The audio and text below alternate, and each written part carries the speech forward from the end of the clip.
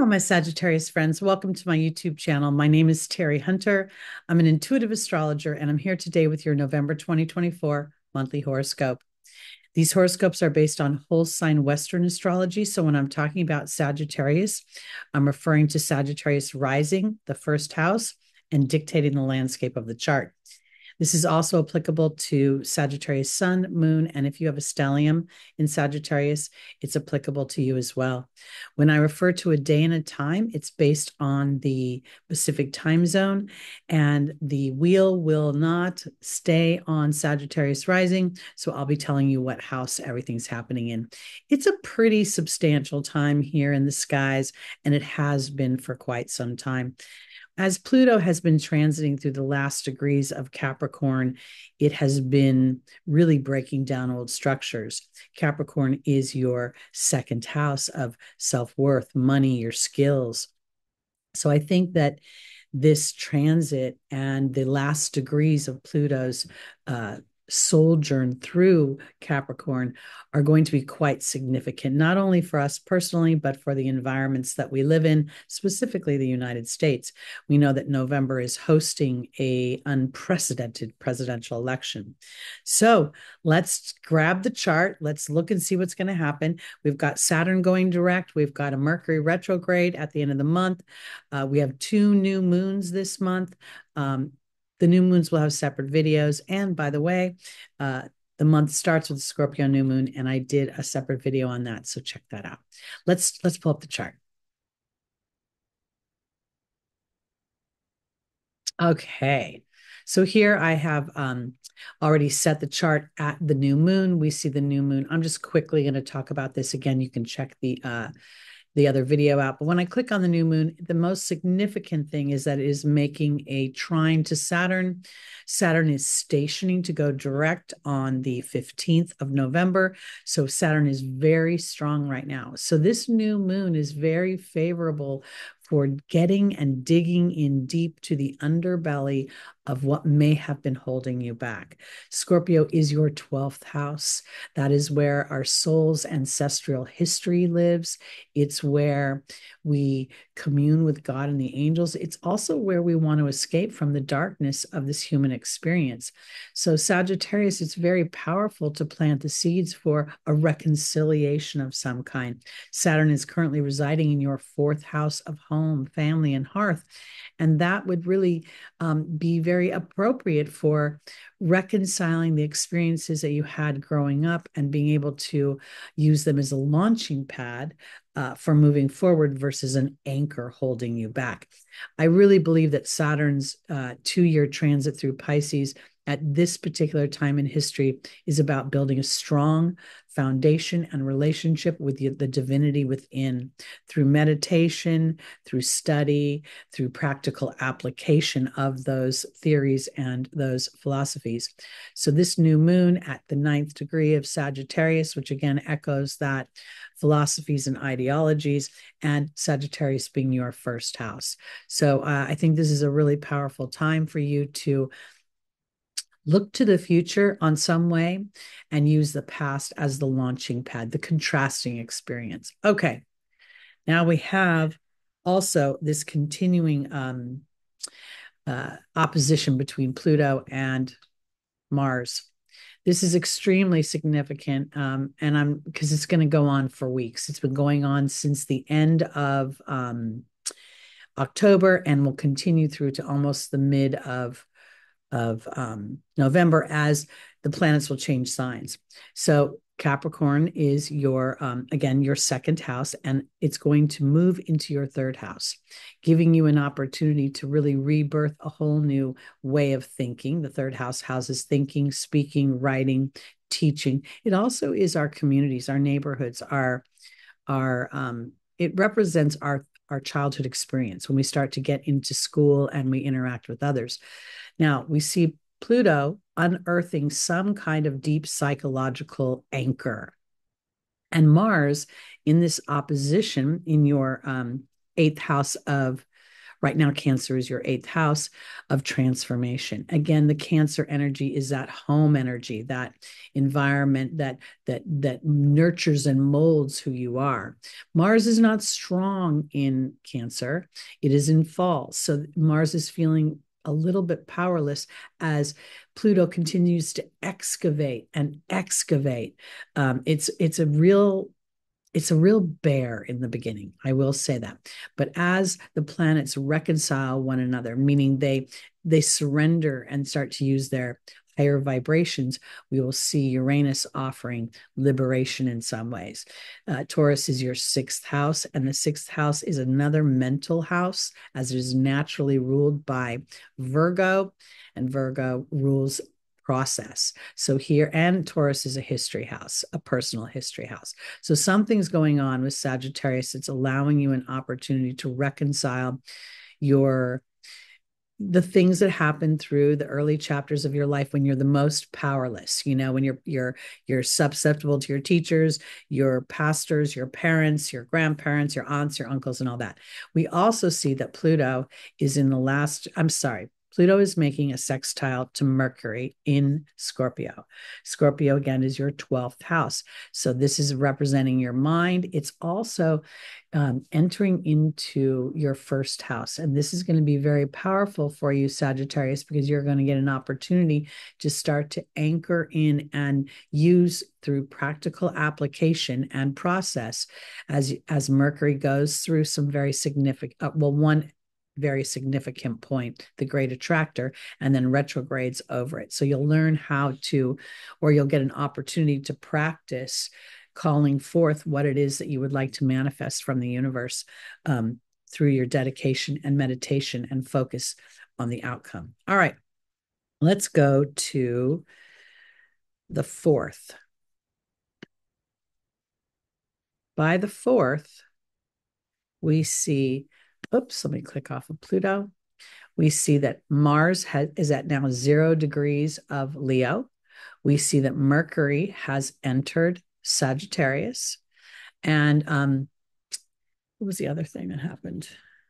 Pardon me while I check my notes. Venus should be entering Capricorn any minute. Oh, not yet. Sorry, that's not for another week. Here it is. Venus is in an opposition to Jupiter. Pardon me. This is a significant day because it is the day before the United States presidential election. Sagittarius rules, for me, branches of government, legislative, executive, the JOD here in the United States.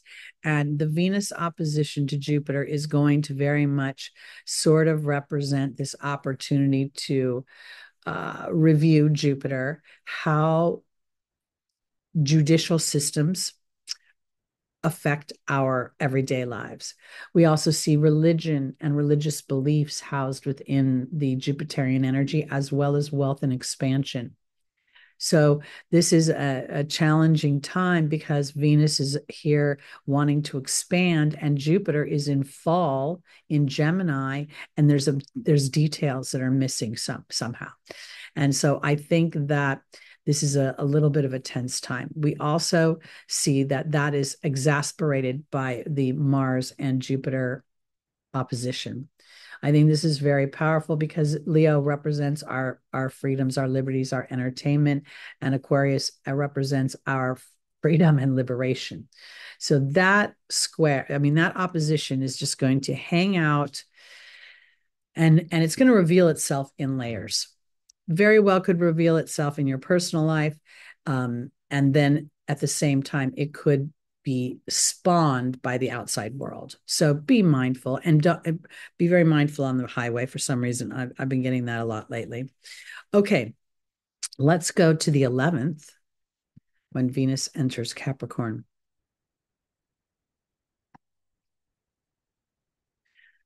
Now, this is an interesting time because she's not quite there yet, but let me go a little further in the day.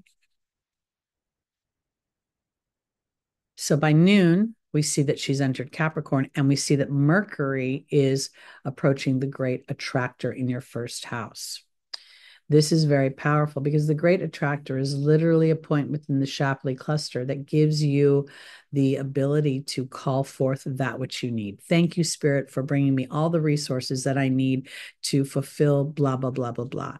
It's at the 11th degree right now in technically on this wheel, it's in the 11th house on the 11th day. I'm a numbers gal. I can't help but see that. So this Mercury retrograde, as Venus moves into the sign of practicality, of building. When Venus is in Capricorn, she's not very sexy. She wants to be, I am woman, hear me roar. She's kind of like a bring home the bacon and fry it up in a pan kind of gal. And while she wants to be supported, she wants to be respected as a leader and be seen for her ambition and be applauded for it. So as she goes through Capricorn and makes various aspects, she's going to be revisiting the ideas of how to practically build resources, security, and a sense of safety using her skills. So I think that's very important when we look at her as she enters your second house. She's making that blind spot to Mars. So here, while she's looking for practicality, she's not going to be able to know how necessarily to take action right now. That she will have to we've got the square here to the moon, that's rather fleeting, but the square to Neptune and the nodal structure has her having to pause for a minute and allow inspirations to come through. And that's a practicing energy in Capricorn. And for you, while it's most natural for Sagittarius to connect with the divine, I think what we're looking for is that the divine will provide inspired solutions. We'll see that through Mercury's retrograde in your first house. But as Venus is moving through that second house, if I said 12th, I apologize. Second house, she's really going to want to plan something to use her skills, to use her voice, to use her background to support her foreground, if that makes sense. Okay, we also see at 1:28 p.m., we're going to have a full moon on the 15th. So I'm going to move there to the 15th, and this is a significant day because two things happen. So at 1:28, we have the full moon illuminating something. And of course, again, here I go with those numbers. 1:28 reduces down to an 11. And the 11 is always about my mind and my thoughts. And here we have an epiphany. Literally, the moon and Uranus are conjunct. And a little bit, I believe a little earlier in the day, and we'll see when I click back on the chart, Saturn has gone direct. So this is going to illuminate something. And what I believe it is some sort of liberating energy, something that gives me this aha moment. As Uranus is retrograding, it's making beautiful conversations with Pluto and Neptune. And these conversations are going to continue for a few years, honestly. Pluto and Neptune for a solid decade will be in a sextile, and Uranus will be enjoying the conversation with them in this format for the next couple of years, and then it'll move into Gemini and move a bit away. But I think this is important because this illumination of some kind on the 6th and 12th house axis for you, Scorpio being where the sun is right now in your 12th house, illuminates potentially something on a deep psychological level that has been holding you back, but now supports the 2.0 version of what you're wanting to create. Let me click off the moon and quickly click on the sun, because here we see that now, while this obviously the opposition of the full moon, because this is the fullest, brightest phase, it feels to me like I'm having some sort of aha moment in a way that feels old. It's like, didn't I know this already? But yeah, I did know it, but I didn't have a strong awareness of it. It was hovering like elevator music in the background, and I wasn't paying attention to it. And now I feel this sense of spiritual willingness, rather than to escape, to use it to complement myself as I move forward. Okay, meaning forward in my life journey. Now we do see Saturn has gone direct.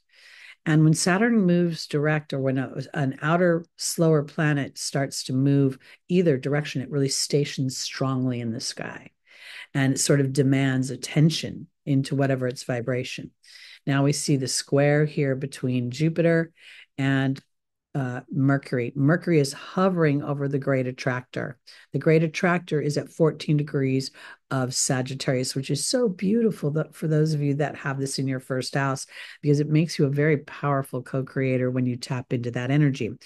But the challenge here is really this sort of the big concepts in the small little town, and then the little concepts and the little bits of information in the big university.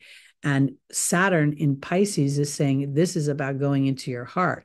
This is where we don't look outside of ourselves. We don't look to even potentially larger structures of religion or of, how will the government make me feel safe, secure, whatever the story is. Because now I think Saturn is really saying you are source energy. You are source energy here because you are your home. You are the fourth house rules your intuitiveness. It rules your self-healing. It rules nurturing. It rules your homeland. So that square to me is sort of here asking Sagittarius to reconcile their home, their childhood experience from the lens of how spirit would see it, and then to build upon that dynamic. This is exactly how I got my intuition. All the shit show that was my life became the trigger memories of my intuition. So I don't feel like I see, your parents or your situation. I see something similar within my story that relates to. So I think that's really powerful. And when we think about it, I didn't even mention this is a T-square. So there's a very strong focal point here on Saturn's energy at that time. Okay, now let's go to, and this is funny too, because being the numbers gal that I am, so this full moon's at 1:28 p.m. Pacific time. On the 19th, Pluto re-enters Aquarius at 1:28 p.m. Pacific time, which I just, again, my brain goes, gee, gee. Like a light, like there's, when I say, I don't mean it fritzes. I mean, it's like light bulbs. It's like a neon sign to me. So that's very, very interesting. So now we see where's our little Pluto for the next 40 years. And it was going to change the landscape of this earth plane. I mean, we are truly going to go into space. We are going to go into deeper and deeper levels of technology. And when we get into those levels of technology, we're really looking at the human now not having to survive as much because technology takes care of those aspects. And it becomes a more creative environment, which is also what Aquarius represents, that genius, that those ideas that are just so unprecedented. It's really amazing, and it rules the cosmic consciousness. It rules your hopes and your dreams and your aspirations. So as Sagittarius moves in, Pluto moves into Sagittarius's third house, it really opens up a whole new way of thinking and a whole new way of speaking and a whole new way of learning and interacting with other people, and the potentials of your everyday life expand in ways that you cannot really pinpoint at this time. It's kind of a house that will, or a vibration, Aquarius, of flexibility, frankly, because with the changes in technology, you can't sit back and want to always do the old ways, because you'll get left behind on some level. So I think this is a really powerful time. On the 21st, we're going to see the sun enters your first house. Happy birthday. Let's see if there we go. Happy birthday to you. And we see that Mercury is going into its shadow. It's probably already started its shadow period, because it's going to retrograde on the 25th until December 5th. And it will retrograde all the way back over that great attractor. And this is significant again for me because it's the second time in 2 years sequentially that Mercury is retrograded at this time of year, and given our minds an opportunity to expand in how we co-create. So this is the Aquarian age. This is what Pluto's influence in your third house will be. Mercury will retrograde again. It will hit the on 11/7 was the first time it hit the great attractor, and then it will retrograde back onto the great attractor during, I didn't write it down, and then it will also on the third time will be in January 2nd, 2025, Mercury should be conjunct the great attractor. So there'll be a whole period through the end of the year where you can utilize this energy to set the tone for 2025 in working with the universe to provide the resources and the dynamics and the people that you need to move your story into the next version of whatever it is, whether it be career, family, personal, whatever is important to you. We have a new moon in Sagittarius on the 30th of November. And I'll do a separate video. So I'm only going to touch on this for just a quick minute. That's going to be at 10:21 p.m. New moons are always where we're starting and planting the seeds for a new beginning. And we saw at the very beginning, the first day of November, we had a new moon in Scorpio at 9 degrees. The 9th degree is the Sagittarian degree. So here you really have an opportunity to plant the seeds for your own individuality, for the things that are important to you. Aries is your 5th house of personal expression, creation, creativity, the conception of children. If you want to start to build a family, this could be a very good time. I also want to comment that Jupiter, your ruling planet, will be in exaltation in Cancer between June 2025 and June 2026. So if you absolutely want to create a child, 5th house Aries, this would be a perfect time to allow and invite in that spirit in, because you are inviting in a child. You're not inviting in, you're not making a child, you're inviting in a soul, and it's a co-creation. So I think this is a great time to start to plant the seeds for that, because having Jupiter in Cancer in your natal chart is very fortuitous for a lovely home life.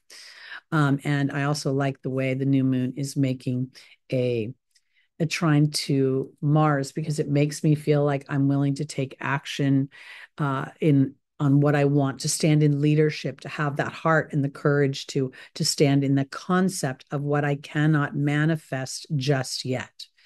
This is a blind spot again, half square to Venus. I can't quite see how it's going to play out. And of course, the opposition to, and it's a very loose opposition to Jupiter. But again, you can't see, you can't think of the expansion. There's something about it that has to be built in the dark of night through faith.